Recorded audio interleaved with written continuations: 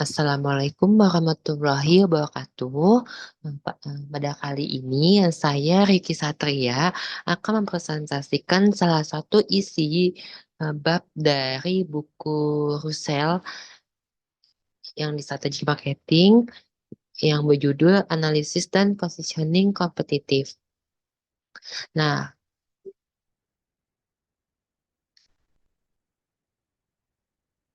pada bagian ini saya akan menjelaskan 4 submateri. Yang pertama, penentuan posisi harga, yang kedua penempatan yang inovatif, yang ketiga penentuan posisi layanan, dan yang keempat penentuan posisi manfaat. Nah, sebelum masuk ke poin yang pertama, saya akan menjelaskan mengenai pendahuluannya terlebih dahulu. Jadi, penentuan posisi kompetitif atau competitive positioning merupakan kombinasi dari pilihan pasar sasaran suatu organisasi dan keunggulan diferensial berkelanjutan yang ingin diciptakan sebagai sarana untuk mendapatkan tempat di pasar dan di benak para pemangku kepentingan. Nah, penentuan pasar kompetitif ini mengharuskan manajemen untuk membuat pilihan yang memastikan adanya kesesuaian antara sumber daya organisasi dan pasar sasaran yang dipilih. Nah, Porter di 1996 mengemukakan ada 3 cara utama di mana organisasi dapat memposisikan dirinya di pasar. Yang pertama, variety positioning yang berpusat pada produk. Yang kedua, positioning berbasis kebutuhan yang dimana organisasi mengidentifikasikan target pasarnya dan kemudian merancang produk atau layanannya untuk memenuhi sebanyak mungkin kebutuhan. Dan yang ketiga adalah positioning yang berbasis akses yang didasarkan pada identifikasi segmen melalui kesamaan aksesibilitas. Yang pertama, eh, penentuan posisi harga. Menurut Holly, Broderick, dan Moller 1998, positioning ini didasari oleh harga, kualitas, layanan, diferensiasi berdasarkan manfaat, inovasi, dan kewarganegaraan perusahaan. Penempatan harga yang rendah memungkinkan penghematan dan memiliki sistem pengendalian biaya yang ketat. Nah, penempatan harga rendah ini contohnya dapat ditemukan di Indonesia ini dapat ditemukan di brand kosmetik Viva yang harga jual barangnya rendah atau murah karena memang biaya produksinya itu juga rendah dan kemasannya pun juga kecil. Nah, penempatan harga juga dapat dikondisikan dalam harga tinggi, asalkan produk ini memiliki kualitas yang tinggi, reputasi tinggi, dan branding yang bergengsi.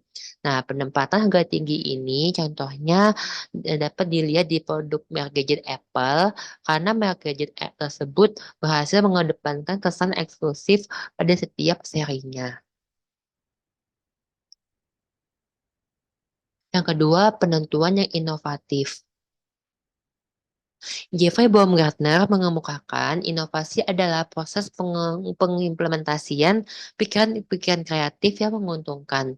Nah, proses kreativitas ini dikembangkan untuk ide produk baru yang nantinya dikomersialkan lewat organisasi. Nah, teknologi baru menjadi kunci utama bagi perkembangan perusahaan baru selama bertahun-tahun. Contohnya Apple yang berhasil meluncurkan iPod dan iPhone, iPad, dan lain sebagainya. Kemudian ada Microsoft, ada Android, maaf, ada Samsung yang berhasil meluncurkan handphone, elektronik dan sebagainya. Kemudian, nah, lalu untuk inovasi ini juga dapat muncul dari pendirinya yang jenius. Contohnya seperti Bill Gates dari Microsoft dan Steve Jobs dari Apple. Yang ketiga, penentuan posisi manfaat. Organisasi yang memilih positioning manfaat hendaknya melakukan segmentasi pasar yang berdasarkan manfaat yang dirasakan oleh konsumen. Nah, proses dimulai itu dari mengidentifikasi terlebih dahulu kebutuhan secara spesifik dari konsumennya. Lalu kemudian barulah dilakukan penempatan oleh organisasi yang mengacu pada apa sih manfaat yang diambil dari konsumen setelah mengkonsumsi produk tersebut. Nah, kemudian manfaat ini dibagi dua. Yang pertama, fungsional dan emosional. Nah, manfaat fungsional ini itu biasanya tuh yang dampaknya itu secara langsung ke diri kita. Contohnya tuh kayak produk pasta gigi Pepsodent Herbal yang dimana dalam produk pasta gigi tersebut ada kandungan sirih, garam, dan jeruk nipis yang terkenal mampu membuat gigi sehat dan nafas menjadi segar. Kemudian untuk manfaat emosional ini yang itu lebih mengarah ke apa kepuasan di sisi perasaan penggunanya. Contohnya itu eh, terdapat pada brand tas mewah seperti Gucci dan Chanel.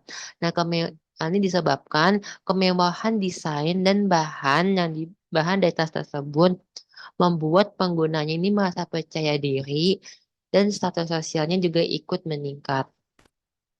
Itu juga bisa juga dapat contoh lain dari Apple.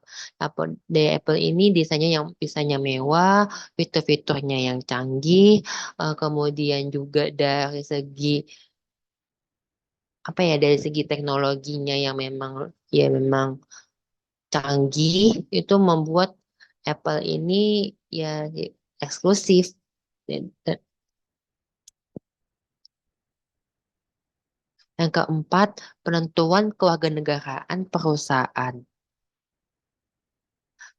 Organisasi yang memilih positioning jenis ini biasanya mengedepankan hal-hal yang berbau sosial atau lingkungan.